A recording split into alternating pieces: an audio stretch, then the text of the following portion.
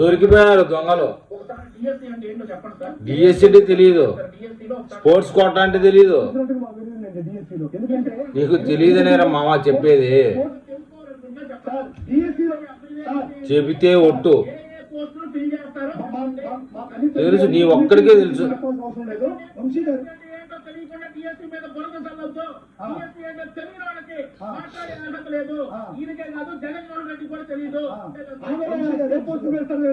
అబ్బా దిక్కు తెలియడంలే వైసీపీ పేటీఎంకి.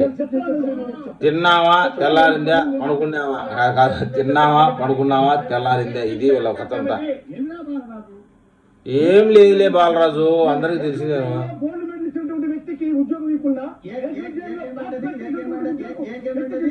గోళీకాయలాట గోళీకాయలాట చెప్పలేడు, తెలీదు.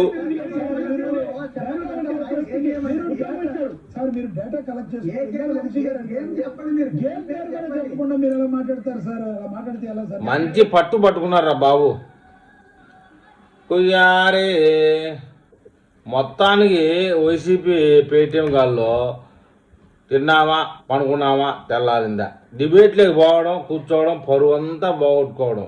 కంటెంట్ ఒక రోజు 2 రోజులు ముందన్న ఏ ప్రశ్నకి ఏం జవాబు చెప్పాలా అవన్నీ ఏం లేదండి. ఎవడో ఒకటి పిలుస్తాడు, ఆ ఛానల్లోడు ఈ ఛానల్లోడు, అంత ఇంత డబ్బులు ఇస్తాడని అంటారు. మరి సోషల్ మీడియాలో డిబేట్లో పాల్గొంటే అది వేరే విషయము. మొత్తానికి పోవడం, పరువు తీసుకోవడం. డిఎస్సి అనేది కామన్. రాజకీయ నాయకులు ఆ మాత్రం తెలుసుకోలేని వాళ్ళంతా డిబేట్లు కోకపెట్టి పరువు తీస్తూ ఉంటారు. ఈ ఛానల్ కావాలని పిలుస్తారండి. ఈ ఛానల్లో ఏంటంటే మన నాగరాజు గారు చూసారు కదా ఇంటర్వ్యూలో, అందరూ బగరాలను పట్టుకొచ్చి కోకపెడతారు, పరువు మొత్తం తీస్తూ ఉంటారు. వీళ్ళని నమ్ముకొని మన జగన్మోహన్ రెడ్డి గారు 2029లో ముఖ్యమంత్రి కావాలని ప్రయత్నం చేస్తున్నారు. వీళ్ళ పాసుగుల్లా వీళ్ళు డిఎస్సి తెలీదు, స్పోర్ట్స్ కోటా తెలీదు, ఇంకొకటి తెలీదు. వీళ్ళకి ఎందుకు డిబేట్కి అలౌ చేస్తారో తెలియదు. కానీ వైఎస్ఆర్సీపీ పార్టీ తరఫున అంతా ఇట్లాంటి వాళ్ళేనండి. ఇప్పుడు అయిపోయింది, ఏదో వాళ్ళు చేతిలో పడుతుంటారు చిల్లర, తింటారు, పండుకుంటారు, తెల్లారుతుంది, మళ్ళీ డిబేట్కి పోతారు, పరువు పోగొట్టుకుంటారు, మళ్ళీ వీళ్ళనే పిలుస్తారండి ఈ టీవీ వాళ్ళు. ఎందుకంటే కంటెంట్ కావాలి కదా.